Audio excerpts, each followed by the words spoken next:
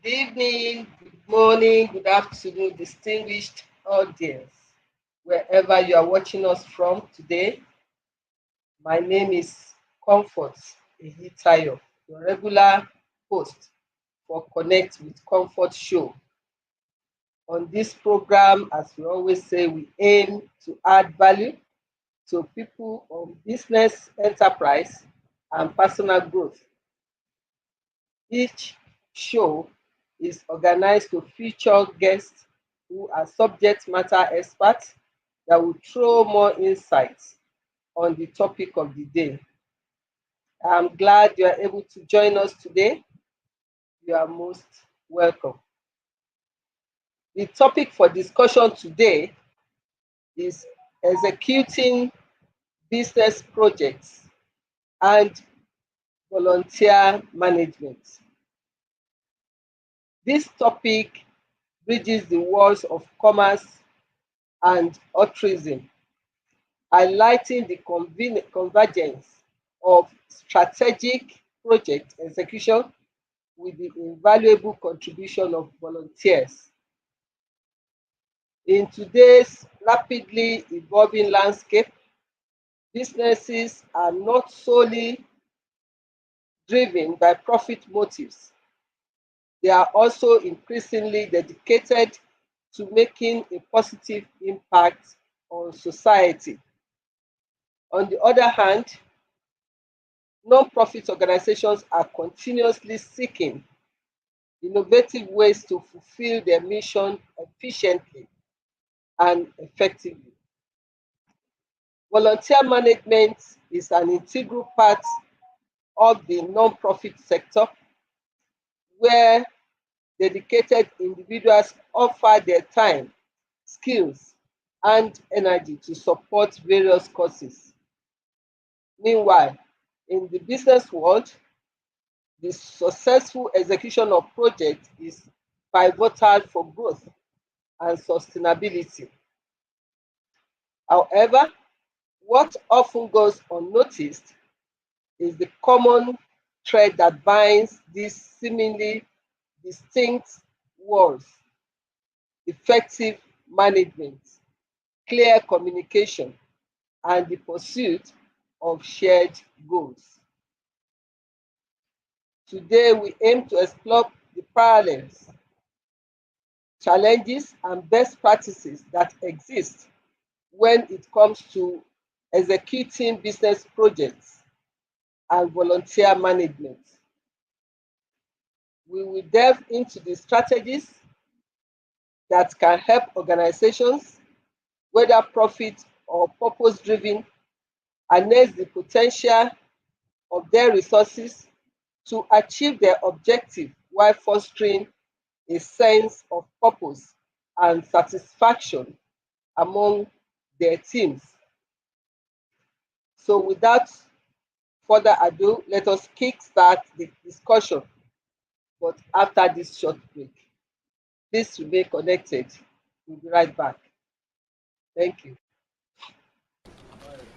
Parks and Recreation is one of the best work-based sitcoms. As Deputy Director of the department, Leslie Knope has some seriously good leadership skills. In the final episode, it's implied that she'll eventually become President of the United States. Not bad, huh? A born overachiever, Knope instinctively wants to manage and do everything herself. Yet, when she lets go by effectively delegating to and empowering her team members, Knope's leadership skills really soar. This is because the performance levels of employees greatly increase when managers place trust in their abilities. They're more engaged in tasks and are able to understand how their role impacts the bigger picture of the organisation. The major outcomes often include increased dedication to the company's goals and objectives, leading to greater productivity. So, take a leaf out of Knope's book and get ready to empower.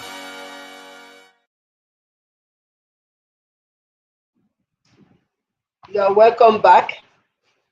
I hope you got a few tips from that video clip. It's time for us to welcome our distinguished guest for today's topic. Our guest that's already with us in the house is Martha Wilfred. She is a seasoned expert in project execution, delivery, and advocacy. Please make welcome with me, Martha Wilfred. Thank you so much, Mom. You're so welcome. Really great to Thank be you. here. Thank you. Thank you for availing of your time to join us to shed more insight on this very important topic. So we'll go straight to the interview section by asking you if you can describe a project where you had managed limited resources and tight deadlines. How did you ensure successful execution under these constraints? Okay. Uh, I'm not sure I got that. At some point, there was internet It was breaking. Okay, interruption. let me repeat it again. Can you describe a project where you had to manage limited resources and tight deadlines? How did Hmm. you ensure successful execution under these constraints? Okay. Thank you, Ma. So, just to begin, um, business project is simply a set of activities that is expected to address identified needs and at the same time enable the achievement of outlined objectives within a time frame. Now, you asked, if I got you clearly, you asked how I can be able to manage resources Limited where limited within resources. tight deadlines. Okay, so most of the time, what helps in the achievement of managing resources during the execution of projects is collaboration, right? Um, Two things. You would agree with me that every time a project is set out to be achieved, um, it means that there are resources that are available already, and there are resources that you would need to leverage on. So for instance, for a project to be executed, you would need to consider both the human resources and other resources that are non-human. So for the human resources, yes, you may, for instance, you may be needing to execute a project that is um across let's say 16 local government areas, and you're just a team of 5, maybe residents in just a particular spot, let's say this central location of a particular city. So to enable you maximize resources, since they are limited, it means that you have to leverage on existing platforms. You also have to leverage on the resources of volunteers across these locations. So leveraging on other resources would require a lot of things. It means that you would have to consider training those people. Yes, they may be willing, but you would need to consider training those people and giving them all the orientation they need to get, bring them to light as much as you are, just so that whatever you want to achieve, they should be able to achieve same. So as you are executing from one end, they are also executing at the other end, just so that that timeline can be met. Okay, thank you very much. Yeah. What project management methodologies or framework have you used in the past, and which do you find most effective for ensuring project success? Okay, so most of the time we have often explored for project management success. Oftentimes, what has helped us is mentorship. Yes, I must say mentorship or shadowing. So by this I mean that you want to ensure that team members are are are accepting the objectives of the project. They are internalizing it. So let's say you're also having volunteers. You want to ensure that you grant internship for the volunteers to gather as much skill that they should have. Oftentimes, this has helped because when there's no staff ability for staff retention. Let's say one staff leaves, because the other people, the other volunteers have been able to gather enough skills, right? They can immediately fit in, and the gap would not be felt as much as it would have, let's say, they were not given the opportunity to shadow the team members and learn as much skill that they should. So these methodologies has often worked. And again, of course, training and retraining, capacity building is very key. You want to ensure that they are trained, they are upskilled as much as possible throughout the program lifespan. Thank you. How do you prioritize tasks and allocate resources to ensure that projects are completed on time and within budget? Okay, so prioritization again is another strategic one. Again, because let's say from the initiation phase of a project, you want to be able to identify the strength of individual team members. That would enable you prioritize tasks. So, for instance, there are some team members that have faster space in their delivery, while some team members, they are really good, but they take their time in delivering whatever service that they need to do. So in prioritization, you want to be able to allocate more tasks to an individual that has the strength or capacity and skill, of course, to be able to deliver as much as is allocated to him or her, as the other person who do not have faster space. So prioritization basically is critical, because you need to begin from the initiation project initiation phase to identify the key strength of individual team members. That goes a long way to help. Yeah. Okay, with that, can you provide an example of a project that faced unexpected challenges or setbacks, and how did you adapt or keep the project on track? Hmm. Okay, so again, I will just quickly run back to in 2020, yes, where we had the lockdown. Um, Usually project initiation begins from the previous year, 2019, where the team members have to review what they had done and then begin to plan for the next year. Now, when COVID-19 had hit, it came with a lot of challenges because we didn't see that length of lockdown.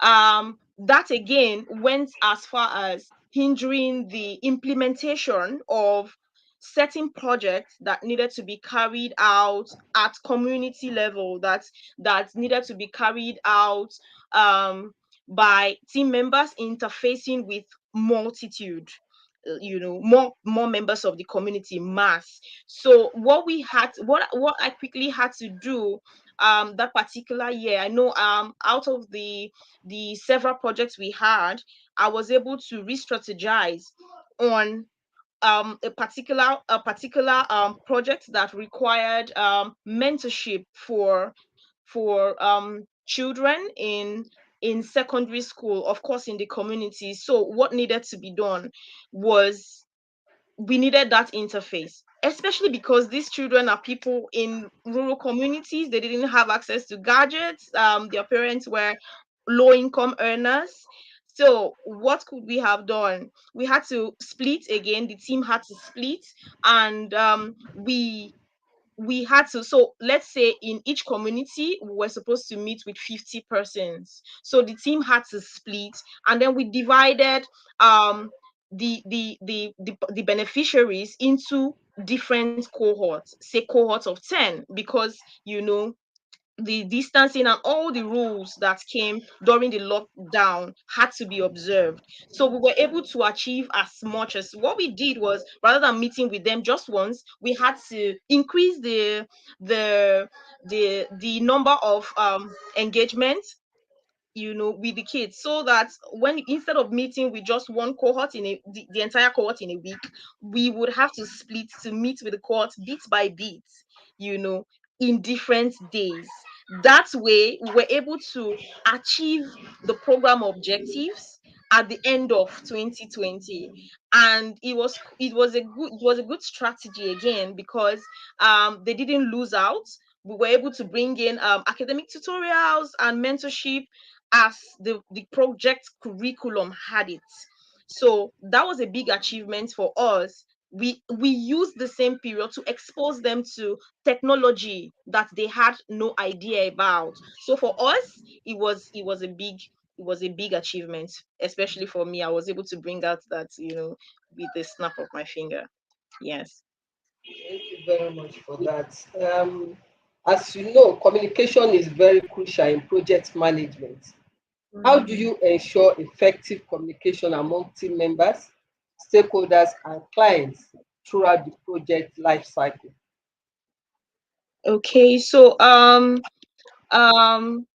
in in my years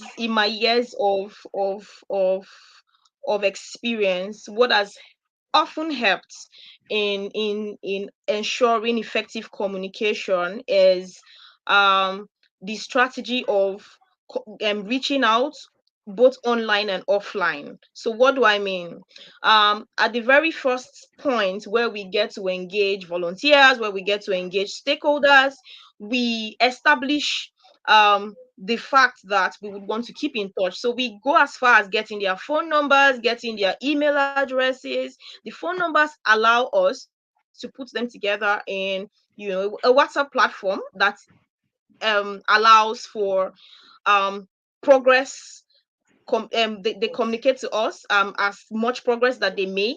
They're able to communicate on the group. Where there are challenges, they don't wait till the end of the month where we have a general on-site meeting. They are able to communicate challenges as it comes and it's tackled. That's effective communication for us. And to also allow consistent reporting in a very structured manner, we explore the Google form, where we are able to create a reporting form and share the link. So as they do everything, every time that they interface with beneficiaries, they are able to give us feedback as to how far they've gone. And that way we are able to keep the communication get flowing. And in the same vein, with that medium, we're able to share progress reports to stakeholders, to other team members, because I mean it's a platform that they can be granted access to. That's good. Yeah. Now, most projects, as we all understand, there's element of risk in managing project execution. How do you identify such risk and how do you mitigate against such risk?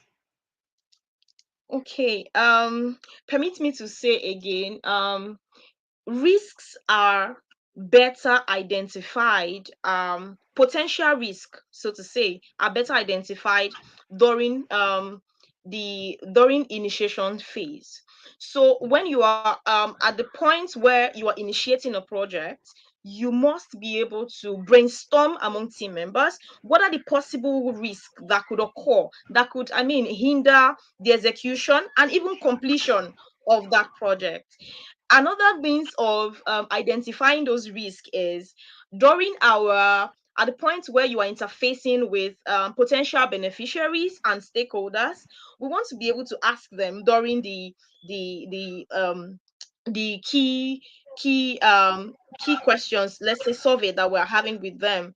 What are the possible risks? For instance, are these communities prone to disaster? Are these community prone to terrorism? Are these communities even prone to security issues? So that again, it enables us to outline means of mitigating those risks from the very first point of implementation. And then when they show up, it doesn't take us by surprise. We already have our backup plan, and we already bring them on board and begin to mitigate, manage, and where we're able to mitigate, sure, we are able to mitigate those risks. That's good. What tools or software do you prefer to use for project planning and tracking and why? Okay, I think of on these, I know I mentioned before that what has often worked for me is the Google form. So the Google platform, it allows us to navigate. If we're doing a report that can aid newsletter, we're able to use that. If we're also using a Google form, it's already designed, so we know what success we want to track.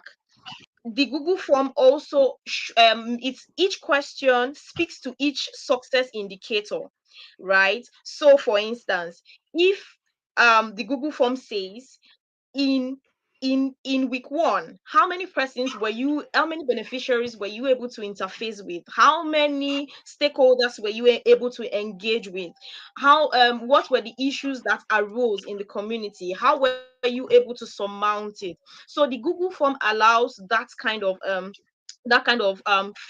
quick feedback.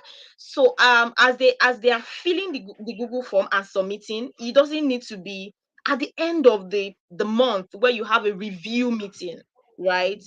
You are already getting feedback from the different team members, how the progress is going on. So most times the Google form works best for us, or generally Google Doc for the reporting, for database and everything. It will always explore that particular software. Yeah. Okay. Please tell us about a time when you had to make a difficult decision during a project execution. How did Sorry, you mom, reach this? I didn't get that. Okay, I said you should please tell us about a time when you had to make a difficult decision during a project execution and how did you reach a resolution and what was the outcome? Hmm. A certain time where I had to manage. Did you say conflict resolution? No, no, no. I'm saying you should tell us about a time when you have had to make a difficult decision during project execution. Okay. So, how did you reach a resolution and what was the outcome? Okay. Okay, very well. Okay, so not far from here, just last year. Okay, so last year, no, early this year, where I had to coordinate a team at the state level, a team of volunteers who were engaged in a project that had to do with a lot of community engagements, creating awareness in the community, especially as regards elections. The difficult part was the project was requiring that the volunteers deliver on a whole lot of tasks. Meanwhile, there were just a few of them involved in the project. So they were needing to cover as much as three local government areas. Meanwhile, the resources were really limited. How were they going to do that? So for me as a coordinator, it was a difficult one, especially because um I know I can say it anywhere that I have never managed a project that failed. Yes. So I had to sit back to see how we could be efficient with the resources that we had. Now, the strategy I did, you may want to know, was I had to split the volunteers, right, into separate teams. So we had three local government areas to cover, and we were a team of about 10. So what I did was I quickly identified the residential location of each of these volunteers across the state. And then I matched them to the local government areas that they were closest to. So that when we talk about cost of transportation, it wouldn't be so high. So with that, I was able to address that. And then we had needed to achieve so much, right? A particular set of volunteers could achieve that. So I just had to do a kind of a closed door conversation, brainstorm. Of course, it was not about me; it was about the entire team members. So we had to brainstorm, and then they liked the idea. And guess what? Out of the entire team that were working in the South region, that's 6 states, right? We our The milestone that we had was highest. In fact, we were celebrated across the board because we achieved more with less number of volunteers, at the end of the day. So it was a good one at the end of the day. Okay, talking about volunteers, what strategies do you use to recruit and onboard volunteers effectively?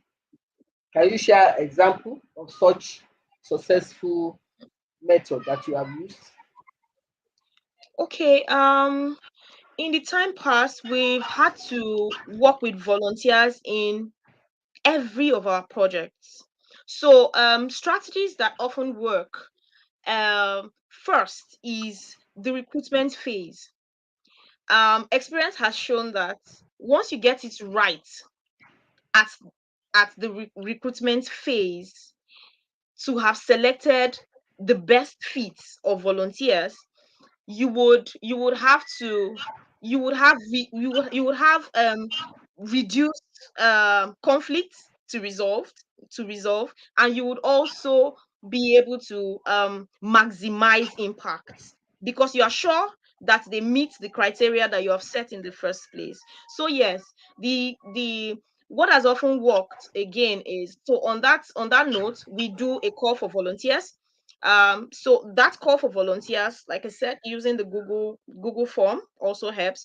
The call for volunteers already has the strategies we are looking for. So it asks a lot of questions. Their answers enables us to be able to screen those people that are not the best fit for the people that we want to be part of the team. So the volunteers recruitment is key. So beyond the call for volunteers, you have to consider volunteer screening. You also have to consider interview, one-on-one interview with those who are shortlisted.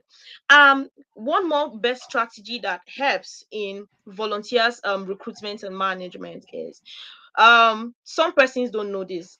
Every time you want to execute a project and you want to work with volunteers, let's say you have a total number of 10 volunteers to work with, it's important that during your recruitment phase, you screen the best fit and have a bank of additional maybe 5 or 10, just so that when anybody is not forthcoming at the long run, you can go back to your pool of qualified volunteers and bring them on board. So that again also helps you to know that these are the number of volunteers I would be training. Let's say you want to work with 10, you should be able to train more than 10, just so you have backup, you know. And that also it helps. So the volunteers recruitment process has to be top notch. The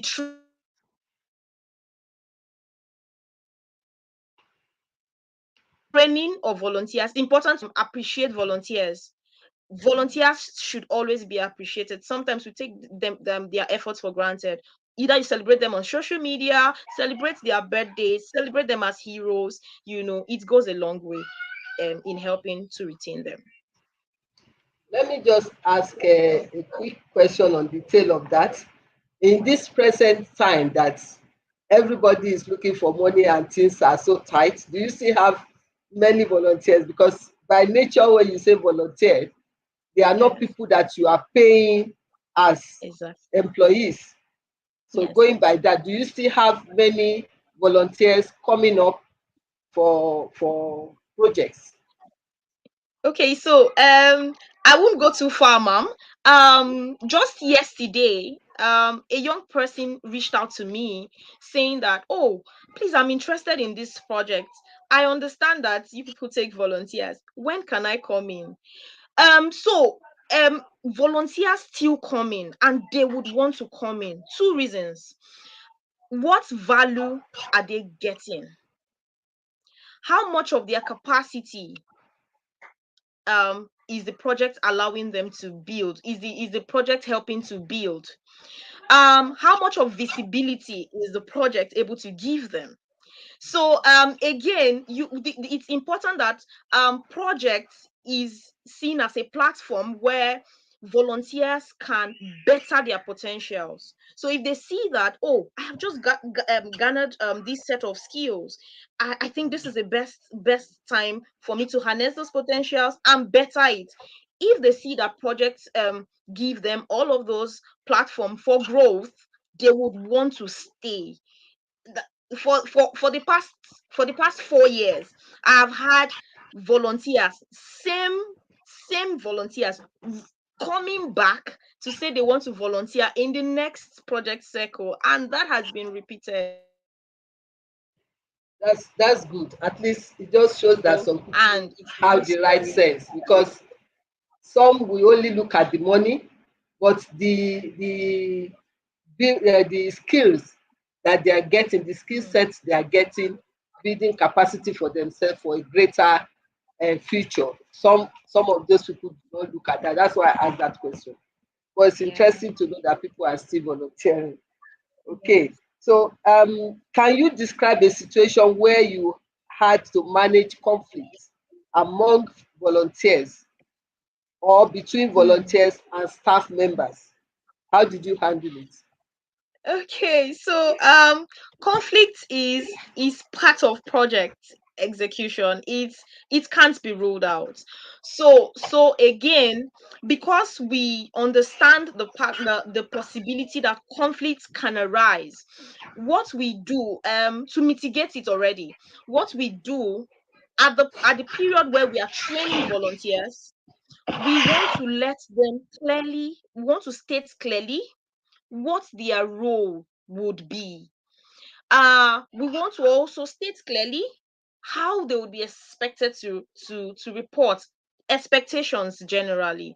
And we also want to state clearly what the project is going to be offering them. Is it monthly stipend? Is it monthly capacity building? So that way everybody starts on on a clean slate, knowing what to expect, and on what the level of service delivery expected of them.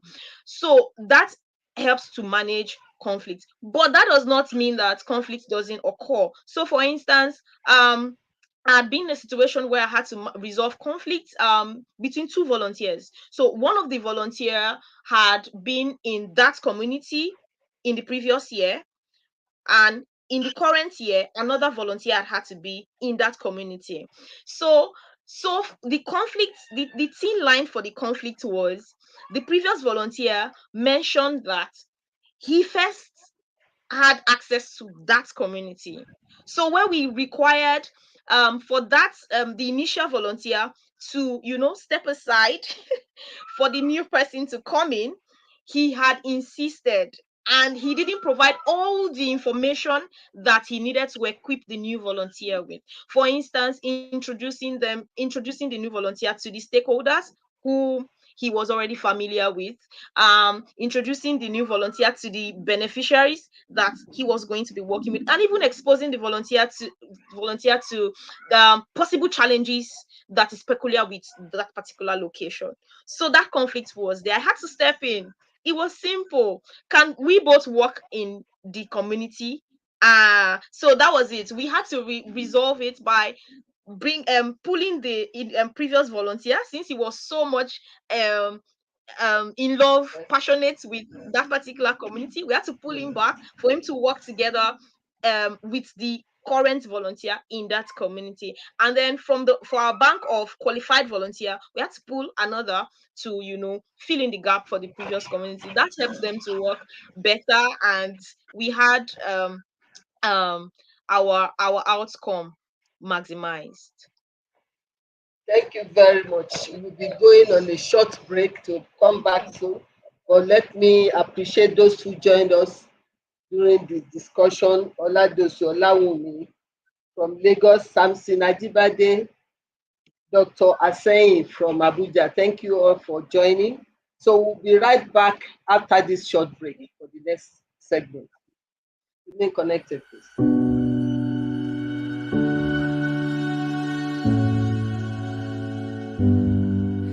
I was searching, I was looking for meaning.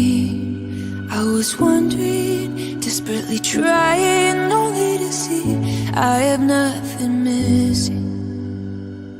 Who said I have to find who I am? Who said that I am lost to begin with? I am already enough. Everything I need is within me. Each morning when I wake up, I'm grateful for the beauty around me. Life is a gift, I wanna enjoy it. Always proving my worth only destroys it. I am already enough. Everything I need is within me.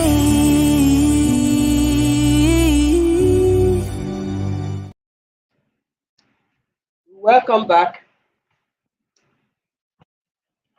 Martha, do we have you?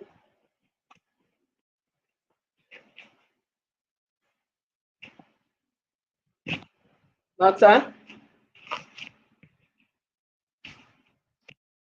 Okay, while we wait for our guests to reconnect, I'm sure we've been able to draw up some tips from what she has shared insight on for project planning and strategy.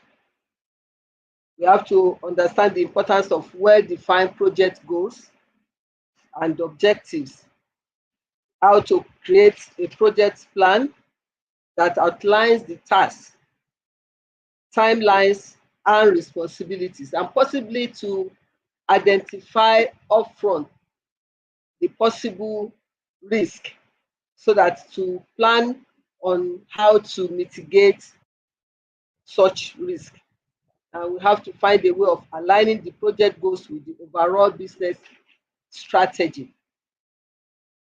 Then the use of volunteer is a very common practice, especially in community projects.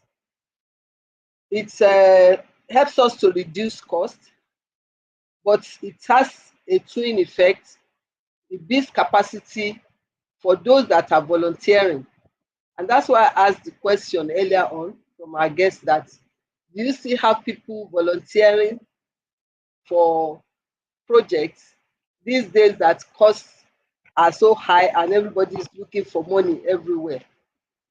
But for those who are wise, it's better to volunteer for a project that will build up your skill than rather than stay at home, because you will now have something to negotiate future opportunity with. So the volunteer recruitment and engagement also need for us to plan very well. Like she said, we have to identify not just anybody volunteering, you have to know if that person is best fit for the project at hand. So you need to identify the right skills. The passion for the project is also very important. You also must create a volunteer management plan that includes onboarding and training. These are very important things to do. Then it's also part of corporate social responsibility. When you are using volunteers, you are helping to build a workforce for the future.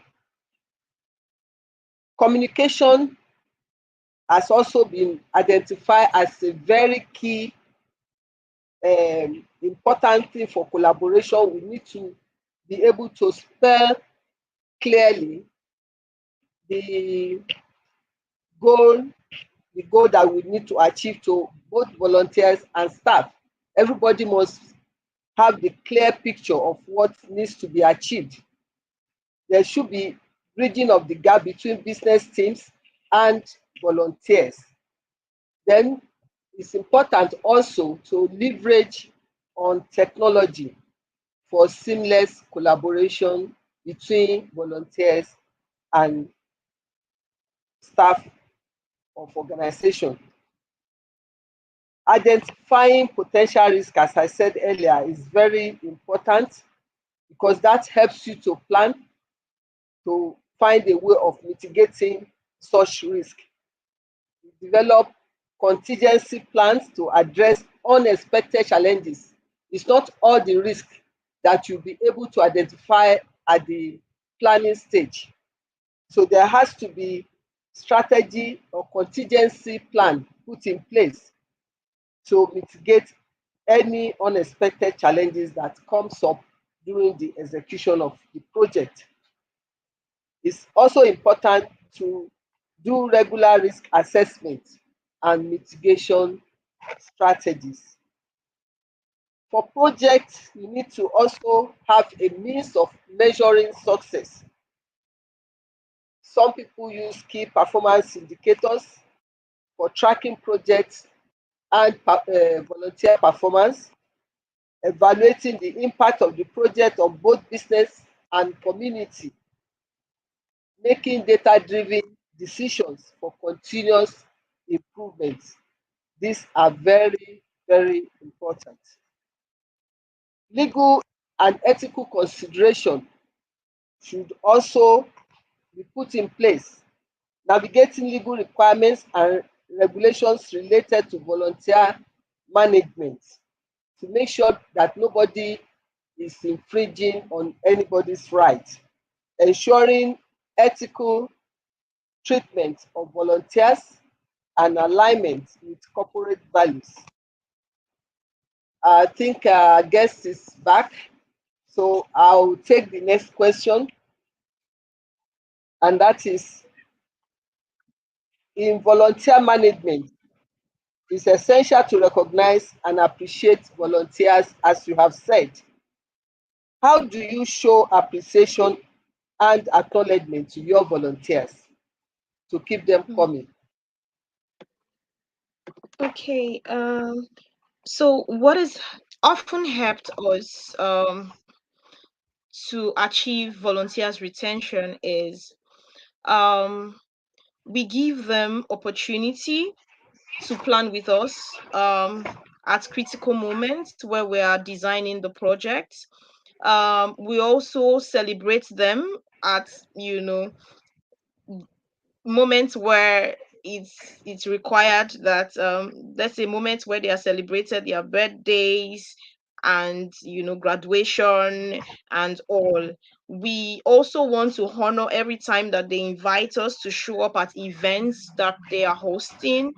We also give them that visibility. Let's say they want to showcase what they are doing, maybe on entrepreneurship, and they do not have the audience. The We have the audience. We give them the platform to be able to pitch what they do, and um begin to get sponsorship where possible. So again, volunteers are very critical components of project success. So, because of that, it's important that they are not taken for granted. Where you need to place them on stipend, especially if they would have to bear some costs, it is required that that is factored into the project plan.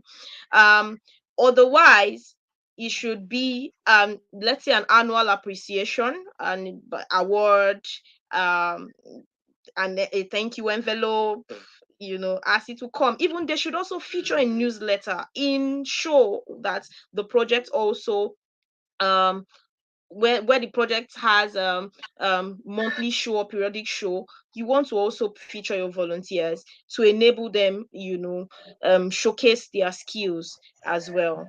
So those are some of the strategies that has helped us to retain our volunteers. They know that we make them feel very much part of the project, such that they own the process as well. So that has So helped. that gives them sense of belonging. I don't know. I didn't want to say building. I I didn't said want it to gives repeat them it. sense of belonging. I missed, sorry ma, No, I I said missed out on capacity. okay. I missed out on capacity building. I mentioned that earlier. It is very Yes. essential that the project brings factors in capacity building for volunteers, from the phase of onboarding, during the execution, the project implementation, just so that their skills are improved. They must round up the project better than they came in. Yeah. Okay. I was just saying that the method you use to appreciate them gives them a kind of sense of belonging. So that encourages them to do more Yeah. when you appreciate them and involve them in the project. Yeah. Okay. So have you, in all this, we talked nicely about volunteers. Have you had situation where you have volunteers that have not behaved appropriately or achieve what you set out for them to achieve? How do you handle such a situation? Oh wow. Okay. That is a very sensitive one. Yes, although that doesn't occur repeatedly, but I had been in such situation, yes. And again, that happened because that particular volunteer came highly recommended, one, and he didn't go through the rigorous process during the recruitment phase. Yes. So now the volunteer was already in and working with the team. So what we did was, you know, we tried several strategy. First, we tried the general counseling for volunteers to for teamwork, team bonding as part of the general training.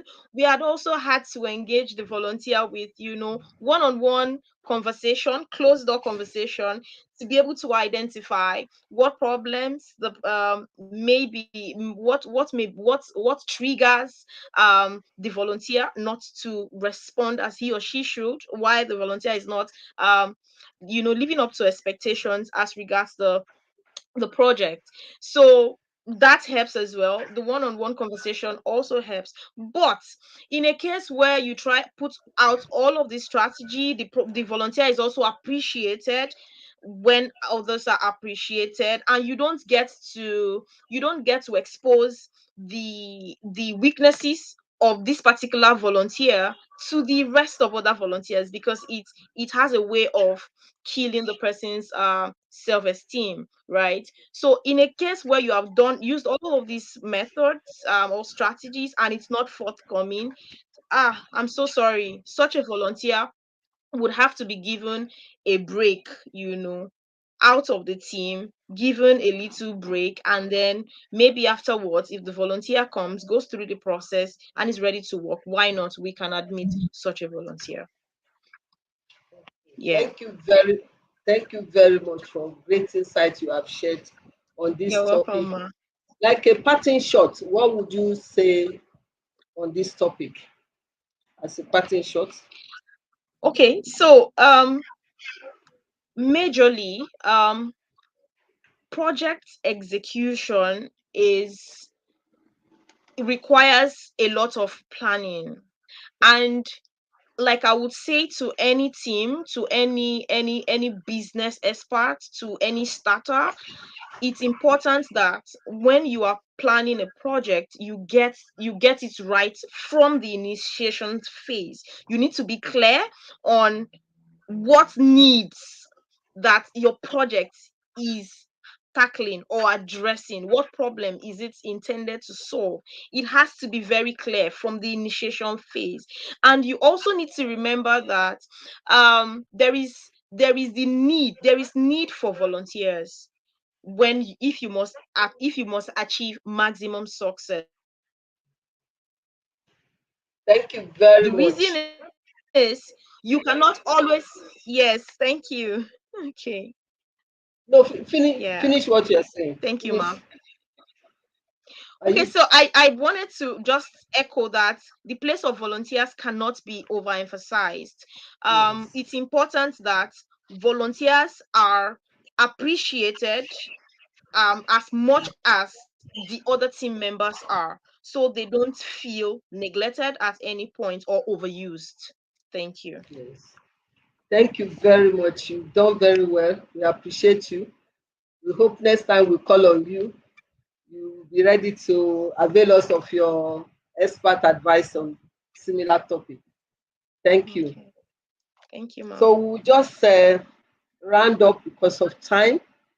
Our guests have, like, she has shared a lot of great insights. Uh, what I just need to remind us of is to make sure that we align the alignment of purpose, that is our goal, with whatever planning that we are doing, both for the hiring of regular staff or volunteers.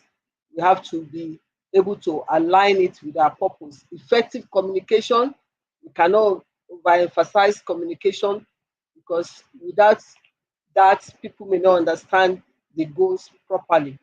Resource management, most times you have limited resources and yet you have to achieve the set goal, and that's what areas that we have shown the importance of volunteers. And also, as they are important to make sure that we achieve our goal, it's also important for us to also make them visible and build their skills and capacity.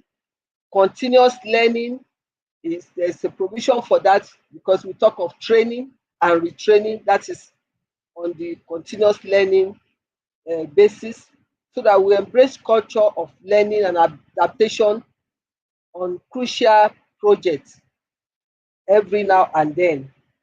Then recognition and appreciation is not only for the volunteers, it's necessary for our staff, so that we will carry them along. They will have sense of belonging, to make sure that they put in their best at every time they are called upon to do so. Time is not on our side.